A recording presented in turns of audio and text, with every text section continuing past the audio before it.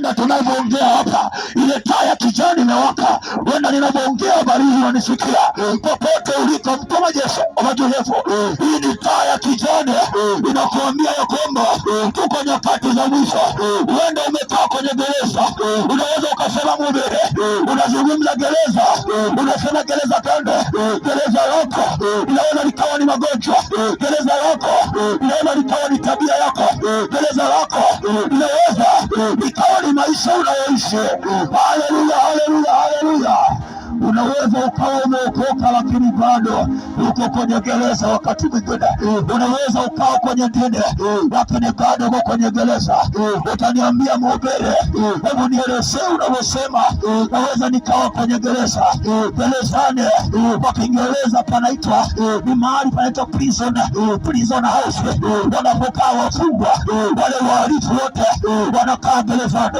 Na wewe maisha yako wakati mwingine vile unaenenda mbele za Mungu, uko kwenye gereza, umekamatwa na huyo kiongozi wa gereza ambaye ni Shetani.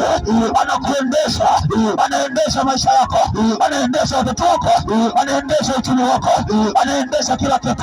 Yeye ndiye ambaye ana haya magereza. Haleluya, haleluya, haleluya, haleluya, haleluya, haleluya, haleluya. Hilo gereza likikaa kwenye maisha yako linahakikisha uchumi umeisha. Hilo gereza likikaa kwenye maisha yako linahakikisha afya yako imeisha. Hilo gereza likikaa kwa watoto wako linahakikisha watoto wako wameisha. Hilo gereza likikaa hapo kwenye huduma yako, huduma inakufa kabisa. Likikaa hilo gereza linakumaliza kabisa. Huenda ukajiona wa maana, unakuita mahali hapa unajiona uko sawa, unategemea viguu vya roho yako, unategemea matunguli ya roho yako. Haya matunguli ulionayo, hilo ndio gereza lako, na hilo gereza litakupeleka motoni. Napenda nikuambia kwamba tunawatangazia hizi habari, hizi habari njema za Yesu Kristo aliyezaliwa mahali pabaya, aliyezaliwa mahali pasipo na maana, ili akutoe hapo uliponaswa, ili akutoe kwenye ile gereza, ili akutoe kwenye ile mateso.